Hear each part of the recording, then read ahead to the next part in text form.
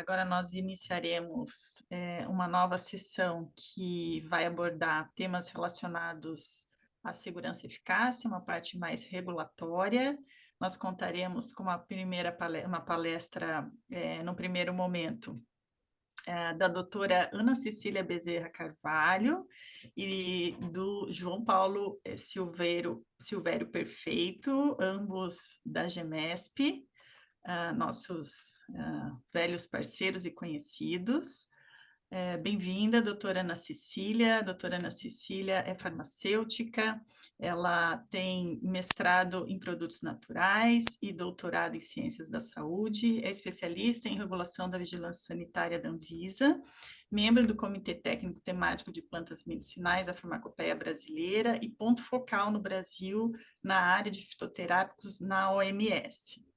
E também já aproveito para dar as boas-vindas para o João Paulo Perfeito, que também é farmacêutico, mestre em ciências da saúde, é especialista na regulação e vigilância sanitária desde 2007, membro do Comitê Gestor da Cooperação Reguladora Internacional para Medicamentos Fitoterápicos da OMS e desde 2016 atua como gerente da área de registro de medicamentos específicos, fitoterápicos, dinamizados, notificados e gases medicinais da Anvisa. Muito obrigada pela presença de vocês e passo a palavra para a apresentação. Vou dividir essa apresentação com o João. João, por favor, fique à vontade de comentar a qualquer minuto. Eu estou apresentando só porque eu já tinha uma apresentação muito parecida com o mesmo tema. Então, só um comentário. Eu queria deixar claro que a questão aqui não é um imbróglio regulatório, como foi comentado. O imbróglio aqui é na questão dos dados de literatura existentes sobre as duas espécies. Infelizmente, aqui no Brasil, a gente ainda tem muita dificuldade na documentação do uso tradicional.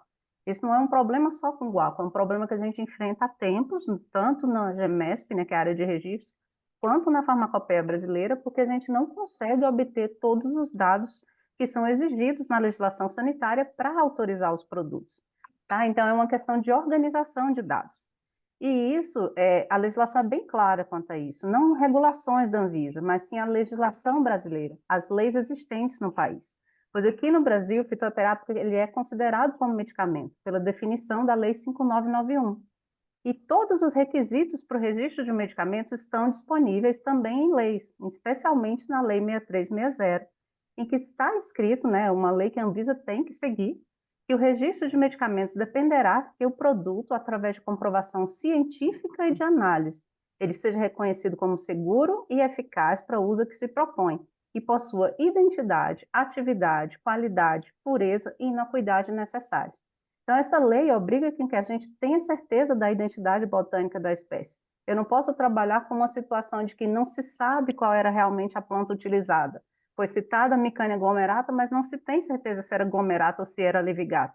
São esses pontos que impedem a nossa atividade regulatória. O que a gente já pôde fazer para buscar dados sobre essa espécie, tanto na farmacopeia quanto na GEMESP, a gente já fez, como a gente vai detalhar amanhã. Mas a Anvisa, como agência reguladora, antes de tudo, ela precisa seguir a lei. E é isso que determina a lei brasileira. Diferente de outros países, aqui no Brasil, o fitoterápico é medicamento. E todos esses requisitos precisam ser seguidos. Então, para o guaco, é mais uma questão de ausência de documentação das informações, como a gente vai discutir bem amanhã. E a lei também prevê que não poderá ser registrado um medicamento que não tenha em sua composição uma substância, né, uma substância específica, reconhecidamente benéfica, do ponto de vista clínico ou terapêutico. Né? Como é que normalmente se reconhece esse efeito clínico ou terapêutico? O mecanismo mais comum, utilizado no mundo inteiro, principalmente para os medicamentos sintéticos, é a partir de todo o desenvolvimento, desde as etapas não clínicas, passando por todas as etapas clínicas, até chegar-se na etapa de registro. E quando a gente diz todas as etapas, não é ter um estudo de fase 1 clínico, ou ter um estudo de doses repetidas não clínico. Não, existem guias, esses guias são padronizados internacionalmente, porque a Anvisa tem suas normas para medicamentos internacionalmente harmonizadas, seja por meio do ICH, né, que é a Conferência Internacional para a Harmonização de Normas para Medicamentos, e as de inspeção também por meio do PICS, e existem guias que dizem todos os passos que devem ser seguidos para que se demonstre a segurança e eficácia de um medicamento. Então, não adianta ter só a genotoxicidade ou ter só o estudo de doses repetidas no não clínico. Eu tenho que seguir todos os passos dos guias de toxicologia não clínica, do mesmo modo que eu tenho que seguir todas as etapas nos estudos clínicos de desenvolvimento para dizer que o medicamento é seguro e eficaz, conforme a legislação brasileira. Essa é a metodologia mais comum utilizada internacionalmente, principalmente, como eu comentei, para sintéticos. Porém, é um caminho que nem sempre é seguido para fitoterápicos, né, devido a todas as dificuldades e custos que estão envolvidos com todo esse caminho regulatório, e por conta disso, internacionalmente, padronizou-se o desenvolvimento de métodos alternativos de registro de produtos, de forma de comprovação clínica que aquele produto tem uma eficácia plausível e a segurança para permitir o seu uso para a população. Então, é assim que as legislações internacionais incorporaram a comprovação de segurança, né? Para o estudo clínico seria segurança e eficácia, porque existe uma demonstração daquele efeito, e na tradicionalidade de uso seria segurança e efetividade, porque eu mostro que efetivamente, na prática, por meio de dados de literatura, dados de uso, ausência de informações de efeitos adversos, aquele produto realmente teria uma segurança plausível e uma eficácia plausível. Essas duas formas de comprovação estão previstas na legislação brasileira, né, que hoje a RDC 26 foi publicada em 2014, e ela divide os fitoterápicos em duas categorias. A primeira é o medicamento fitoterápico, cuja segurança e eficácia é base ou do produto. Quando não tem dados do produto, a legislação diz que pode ser para o insumo ativo. E aqui a gente chama de evidências clínicas, porque a gente não tem as duas diferenciações, por exemplo, que tem na legislação europeia, do medicamento novo e do bem estabelecido. Então, sempre que tenha dados clínicos, estudos clínicos, a gente categoriza aqui como medicamento fitoterápico, independente se o dado é daquele produto específico ou se é um dado publicado na literatura. E temos a outra categoria, que é do produto tradicional fitoterápico. Ela existe na legislação sanitária brasileira desde a primeira norma publicada pela Anvisa, desde a RDC 17, em 2000, e quando a segurança e efetividade está baseada em dados de uso seguro e efetivo publicado na literatura técnico-científica do insumo do produto. Então, não é saber que se usa guaco para tal coisa. Aquela informação tem que estar documentada na literatura técnico-científica que tem definição na legislação. Então, a única diferença entre essas duas classes é a forma de demonstrar essa segurança e eficácia ou efetividade. Todas as outras considerações são as mesmas, o controle de qualidade, boas práticas, o monitoramento, a fiscalização é igual para as duas categorias, mas os documentos a serem apresentados para a segurança e eficácia que diferenciam essas categorias. A RDC 26 define o que é uso tradicional, chamando a atenção que é aquele alicerçado no longo histórico de utilização no ser humano, demonstrado em documentação técnico-científica. Então, isso tem que estar documentado, tem que estar escrito que isso é feito. A agência não pode criar uma informação porque ouviu falar. A gente precisa que essa informação esteja documentada para que seja referenciado ou numa monografia de registro simplificado ou numa monografia do formulário de fitoterápicos pela Farmacopeia Brasileira. E é preciso também que não existam, né, evidências conhecidas ou informadas de risco à saúde do usuário. Então, essa é a definição de uso tradicional atualmente aplicada. Por que isso vem trabalhando? É porque existe toda uma discussão que se realmente o estudo clínico é a melhor forma para comprovar a segurança e eficácia para um medicamento fitoterápico. Para um medicamento sintético, que eu tenho 500 miligramas de determinada substância, certamente essa é a melhor forma. Mas para um fito, o estudo clínico ele é ideal quando eu tenho testado aquele produto produzido naquelas condições e com o máximo de padronização possível. Porque a gente sabe que a planta medicinal ela pode ser modificada por vários fatores. Desde o uso de agrotóxicos, o local de coleta, o local de cultivo, a forma de coleta, a forma de processamento, tudo isso pode alterar a composição química e também a segurança e a eficácia de uma planta. Então, o estudo clínico, o ideal seria que fosse como biológico, ele fosse feito para cada lote. Mas a gente sabe que não tem isso nem para planta medicinal, muito menos para um IFA específico e para cada lote desse IFA específico. Então, os dados do estudo clínico, eles se aplicam ao IFA ou ao fitoterápico quando eles são plantados, coletados, processados, extraídos, fabricados e com formulação muito semelhante àquela que foi estudada no estudo clínico. E por isso que tem toda essa discussão por trás da equivalência, né, de IFA-Vs ou de extratos, que a gente sempre faz com o setor produtivo. porque qualquer fator ali que influencie em toda essa cadeia de produção da planta medicinal pode alterar o efeito terapêutico e a segurança da planta. Por isso que a regulação controla todas as etapas, desde as boas práticas agrícolas, fabricação, processamento do fitoterápico. E aí, com fito, a gente tem inúmeras dificuldades, né? Se a gente for pensar primeiro lá nos estudos não clínicos, a gente tem vários casos de problemas que observa até nos testes mais simples, como, por exemplo, os testes de genotoxicidade. A gente trouxe só alguns exemplos, né, para citar. E na farmacopeia, a gente está revisando as equinodoros, tanto a macrofilos quanto a grandifloras, e vendo os testes de genotoxicidade. Então, eu trouxe o exemplo aqui da macrofilos, em que tem já 3 estudos publicados de genotoxicidade na literatura, sendo que 2 dizem que ela é genotóxica e outro diz que não é. E aí, qual é o estudo que a gente vai considerar? Entendendo que são utilizadas plantas de diversas regiões, com diferentes concentrações, a gente tem trabalhado num estudo específico da formulação que deverá ser incluída no formulário de fitoterápicos, para tentar reduzir esses fatores de confundimento. Mas mesmo controlando todas essas etapas, muitas vezes isso ainda faz muito difícil, como acontece um estudo que tem publicado da Baccaris Trimera, que mostra que o mesmo extrato administrado aos mesmos animais, ora ele deu genotóxico, ora ele não genotóxico, dependendo da hora de avaliação, quantas horas depois da administração do extrato.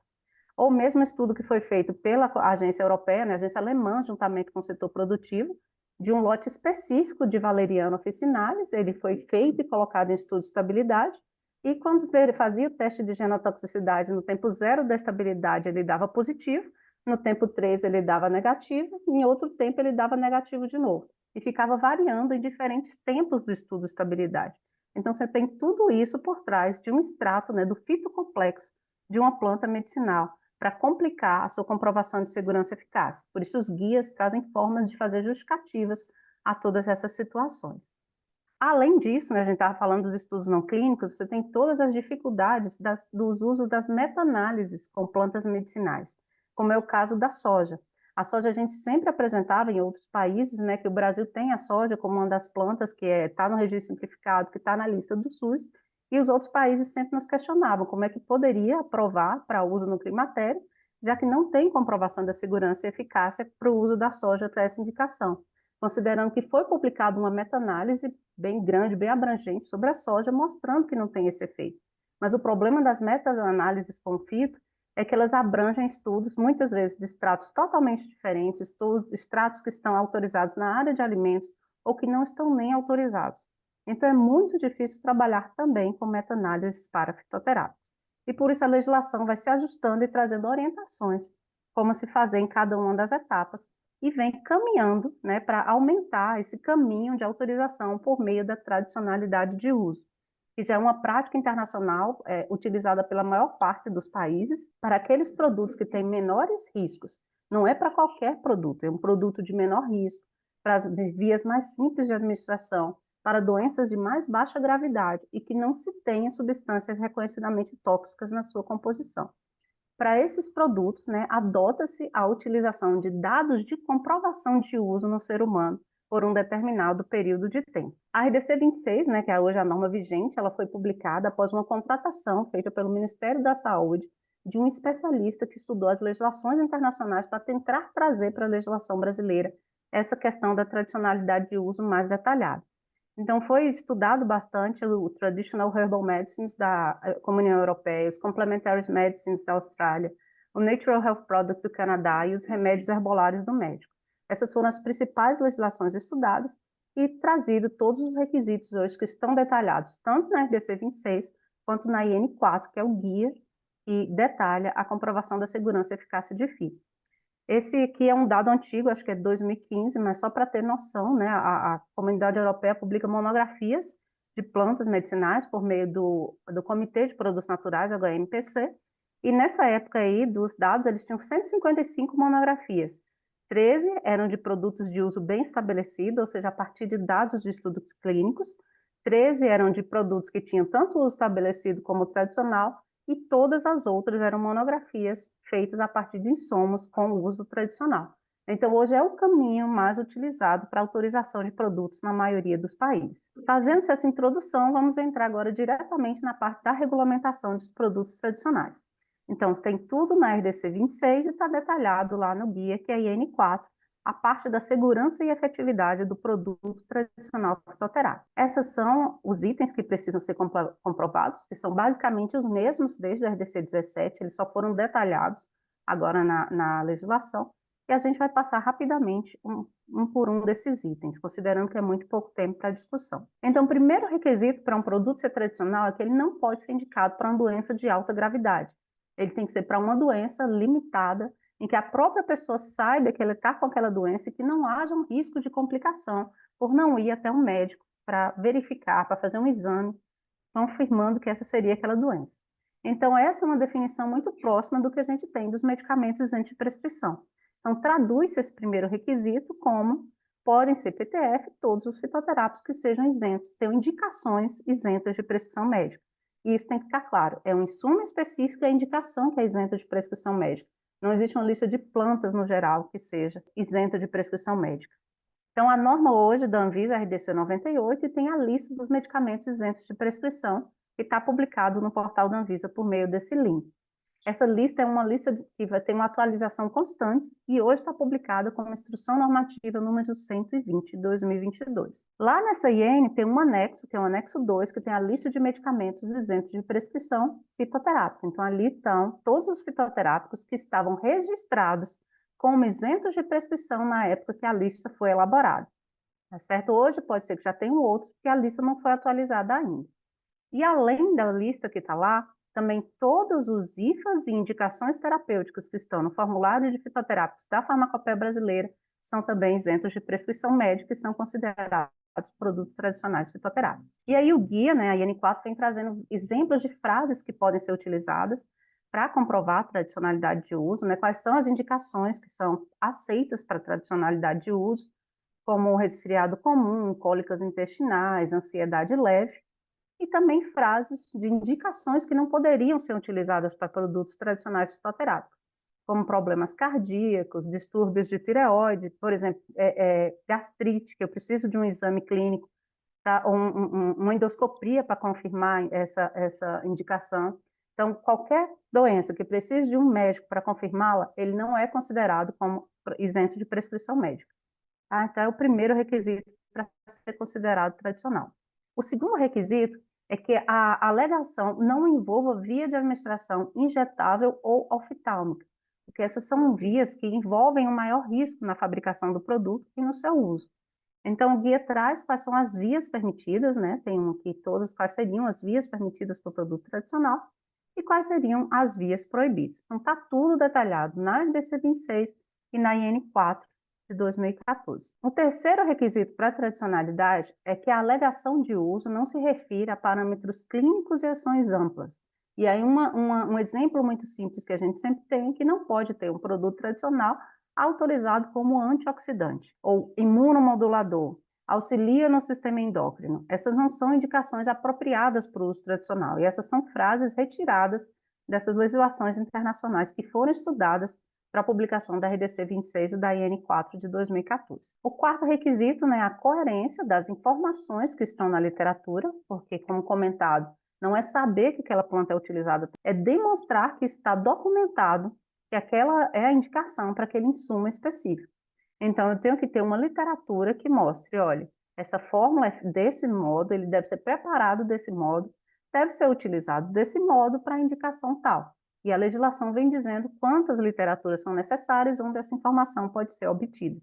Está também detalhada lá na IN4. Um outro requisito para produto tradicional fitoterápico, considerando que ele não vai passar por todos os estudos não clínicos e clínicos, é que ele não pode ter substância reconhecidamente tóxica em concentração acima daquele limite que é comprovadamente seguro. Então, por exemplo, uma planta que a gente já discutiu bastante, a mama cadela, né, o Brosmon gaudichaudi, ela tem substâncias que são reconhecidamente tóxicas num limite acima do que é considerado seguro. E por isso essa planta até hoje não foi considerada como um produto tradicional fitoterápico por conta disso. Tem outras plantas que também não podem ser consideradas PTF. A RDC 26 tem um anexo até de quais são as plantas que não podem ser consideradas PTF devido a esse possível risco ou possível presença de substâncias potencialmente tóxicas. E aí, existe o Guia de Não Clínico, que é o Guia 22 de 2019, que ele foi feito também pela COPEC, né, pela Coordenação de Pesquisa Clínica, fazendo uma avaliação da legislação internacional e mostrando quais seriam, dentro dos guias que são aplicados a sintéticos, quais seriam os testes aplicáveis a fitoterápicos. E nesse guia, ele separa quais seriam os testes exigidos para o medicamento fitoterápico e para o produto tradicional fitoterápico. E qual é a lógica disso? É porque para o produto tradicional fitoterápico tem que ser demonstrado que aquele IFA ou o produto já tem pelo menos 30 anos de uso no ser humano. Se eu já tenho 30 anos de uso no ser humano, entende-se que eu não preciso repetir um teste de toxicidade aguda. Eu não preciso repetir toxicidades repetidas, mas sim devem ser observadas aquelas ações que não são comumente vistas no uso popular. Por exemplo, uma pessoa utilizando popularmente guaco, eu não vou saber se ela vai ter ou não um maior risco de carcinogenicidade ou uma maior genotoxicidade. Então, esses aqui que estão na linha em branco são os testes que são recomendados no guia 22 para o produto tradicional fitoterápico. A genotoxicidade, a toxicidade reprodutiva e a carcinogenicidade quando houver um risco conhecido para aquela espécie. Então, esse aqui é uma exceção só quando tem algo que se conheça e a pessoa insista em querer registrar esse produto como produto tradicional fitoterápico. Isso vem de diversas legislações, como, por exemplo, o guia da OMS, né, o Guia Geral para Avaliação de Produtos Tradicionais, foi publicado em 2000. Ele diz que a ausência de qualquer evento colateral relatado ou documentado não é uma segurança absoluta, né, em relação ao fitoterápico. No entanto, um conjunto completo de testes pode não ser necessário. Os testes os quais examinam os efeitos que são difíceis ou até mesmo impossíveis de serem detectados clinicamente devem ser encorajados. E sugere-se que inclua imunogenicidade, genotoxicidade, carcinogenicidade e a toxicidade reprodutiva. É um texto muito semelhante ao que está no guia da Comunidade Europeia, que a gente tenta aproximar as legislações brasileiras com a da Comunidade Europeia, e ele traz essa mesma lógica, que não se precisa repetir testes que já tenham demonstrado uma certa segurança no ser humano, mas que os efeitos que não são observados no uso comum, eles devem ser investigados, como a toxicidade na reprodução, a genotoxicidade e a carcinogenicidade. Então, o Guia 22 é um resumo, ele traz no seu início todos os guias que foram estudados para dizer o que é que se aplica para fitoterápico aqui no Brasil, tanto para o medicamento fitoterápico quanto para o produto tradicional fitoterápico. Este guia, ele traz especificidades, como eu comentei, para a carcinogenicidade, como é o caso de só ser necessário quando já tem um risco específico conhecido, e também para a toxicidade reprodutiva. Ele traz a previsão de que, havendo orientações em bula quanto a não utilizar em períodos férteis na mulher, eu não preciso fazer todos os testes de toxicidade reprodutiva. Eles podem ser dispensados. Então, por fim, o teste que fica obrigatório mesmo para o produto tradicional fitoterápico é a avaliação da genotoxicidade do insumo ativo. E o guia vem trazendo um passo a passo, desde o teste mais simples, começa pelo teste de Ames. Se der positivo nesse teste de Ames, existe a possibilidade de justificar, porque, por exemplo, tem substâncias, né, que fazem parte de vários insumos vegetais que são reconhecidamente genotóxicos, como, por exemplo, a quercetina. O guia vem detalhando como fazer essas justificativas, e se essa justificativa não for possível, você parte para uma segunda etapa, que é o linfoma de Camundongo. De novo, faz toda uma justificativa se o teste chegar a ser positivo, e mesmo assim, de positivo, você ainda tem uma terceira etapa, que é o teste cometa, que seria já, por fim, um teste em vivo para verificar, mesmo confirmar ou não a genotoxicidade. Então, esses são os testes, o teste mínimo que é necessário para um produto tradicional fitoterápico, na legislação brasileira, na europeia e na recomendação da OMS também. Um outro requisito, né, que é muito importante, que a gente tem que considerar, é a documentação do período de uso. No Brasil, exige-se um uso igual ou superior a 30 anos para cada uma das alegações propostas. Então, para ser tradicional, eu tenho que ter literatura que diga essa planta aqui, para esse insumo específico, é utilizada há 30 anos no ser humano para essa indicação. E é isso que falta para muitas das espécies vegetais brasileiras. A gente vai mostrar amanhã, nós já fizemos de tudo para buscar os dados para as micanhas e não se encontra para a maioria das formulações de interesse, não só para a micânia, mas para outras plantas de interesse no Brasil. Então, a norma orienta, né, que deve ser obrigado a relatar a nomenclatura botânica para diferenciar as espécies. Não dá, porque a informação do uso tradicional é muito baseada no nome popular, e como o professor Zoanazzi já falou, existe confusão entre espécies no uso popular, então é preciso que seja falada a nomenclatura botânica, e pode ser comprovada para o ativo na formulação, não precisa ser para toda a formulação. Eu preciso comprovar para o insumo ativo. E a RDC 26 vem detalhando como isso deve ser feito. Então, para a indicação terapêutica, tem que ter 3 referências para um insumo ativo à doença. Ou seja, se eu disser que o guaco é tratado como expectorante, eu tenho que ter 3 literaturas dizendo que aquele extrato específico de guaco, ou a infusão ou a decocção, é utilizada para aquela indicação terapêutica. E essa indicação tem que ser por pelo menos 30 anos de uso contínuo. Não é que foi utilizado em 1940 e nunca mais foi utilizado, porque isso pode ser um indício de toxicidade. Eu tenho que ter um uso contínuo de 30 anos. A RDC 26 também pede que seja apresentada em pelo menos uma referência a fórmula completa desse insumo ativo. Isso falta demais, a gente tem muito problema, tanto no formulário quanto nas monografias por registro simplificado. Ela também define que a posologia deve ser dada com base na informação mais comum dentro da literatura técnico-científica disponível. E aí, o anexo 3 da RDC 26 padronizou uma lista de referências para comprovação da tradicionalidade de uso. Essa lista foi feita com base nos livros que existiam na GEMESP na data da sua implementação, mas ela diz que também podem ser utilizados artigos, bases de dados, livros de farmácias vivas, então a gente aceita outras referências, além dessas que estão presentes aqui no anexo 3 da RDC 26. Devem ser incluídas as advertências que estão disponíveis na literatura técnico-científica e os dados precisam ser comprovados por faixa etária. Eu não posso ter os dados para uso tradicional em adulto e querer a indicação também para uso infantil. É preciso que existam os dados também para uso infantil. E isso é o que é mais difícil que a gente acha no uso tradicional. Tanto que a comunidade europeia meio que já padronizou, permitiu o uso tradicional quando esses dados não existem a partir de 12 anos. Então, esse aqui é um copia e cola da RDC 26, de forma mais detalhada, que eu coloquei no slide anterior. Como vocês vão ficar com os slides, quem quiser ir direto para essa parte, é só verificar os artigos 24 a 26 da RDC 26 de 2014. A demonstração do uso tradicional, né, na literatura, foi um tempo muito discutido na consulta pública. Desde a RDC 17, o Brasil já tinha 30 anos de uso tradicional. A gente verificou vários outros países, o Canadá, por exemplo, são 50 anos, a Europa são 30 anos, mas desses 30 anos, 15 tem que ser na comunidade europeia, e a Austrália são 3 gerações. E aí, depois de muita discussão na consulta pública, o Brasil ficou com 30 anos, independente de qual local do mundo essa planta é utilizada. Não precisa ter um período mínimo de utilização na população brasileira. E como é que se demonstra esse uso tradicional? É qualquer forma de mostrar que, sim, esse produto é utilizado há 30 anos. Então, servem comprovantes de registro, anúncios em revistas, ausência de relatos de efeitos adversos em bases de dados, referências bibliográficas como monografias, os livros que estão no anexo 3, e o tempo de uso de produtos no mercado brasileiro. E esse é um problema, porque nós temos vários produtos de guaco registrados, mas não tem 30 anos, nenhum deles tem 30 anos, a média deles é 20 anos de uso, como já foi colocado pelo Gustavo. Essa é uma diferença também dos produtos da comunidade europeia. Os produtos lá têm anos e anos de uso, então eles batem facilmente os 30 anos. Os nossos aqui não, são poucos produtos que têm mais de 30 anos autorizados no mercado. E um item que a legislação permite é o uso de um que é chamado relatório de opinião especializado.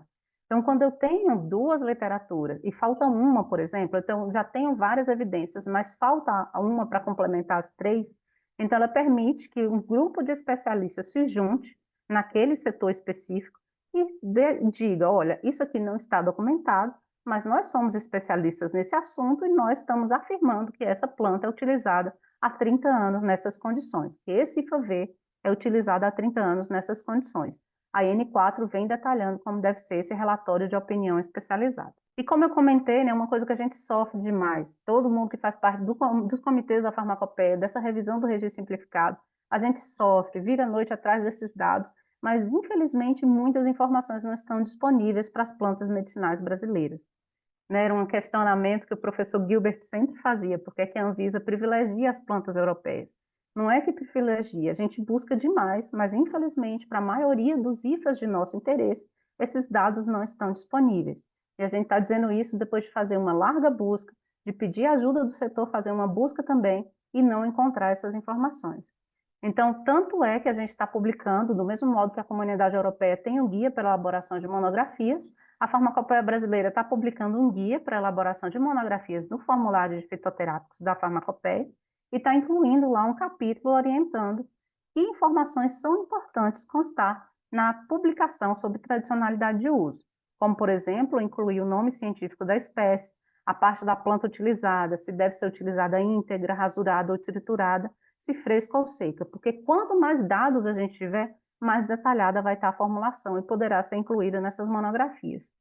Quando se trata de extrato, informar o método de extração detalhado, informando os líquidos extratores, métodos e tempos utilizados, quais as concentrações padronizadas e qual a relação de droga-extrato, quanto eu usei de droga para chegar naquela quantidade de extrato.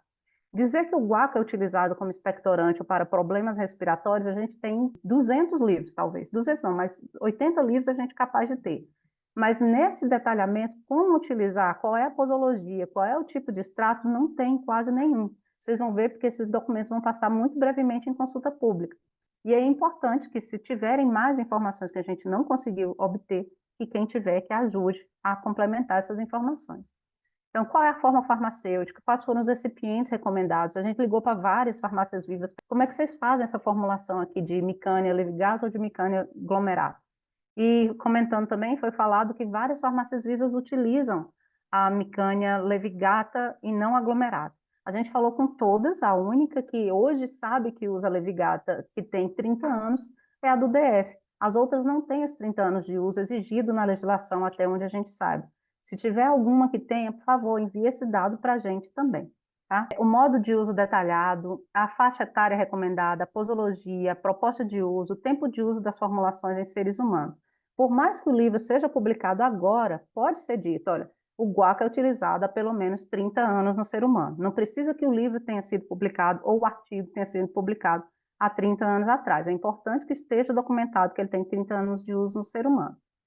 Isso aqui é só um exemplo de uma monografia publicada pela Comunidade Europeia, né, que eles têm bem detalhado tudo isso no relatório de avaliação, fazendo com que a gente consiga trazer, no caso desse, né, de plantas europeias, várias formulações para o formulário de fitoterápicos e também para o registro simplificado, como é o caso aí do Arpacófiton, que tem 14 formulações padronizadas que podem ser notificadas e comercializadas imediatamente a partir dos dados de tradicionalidade.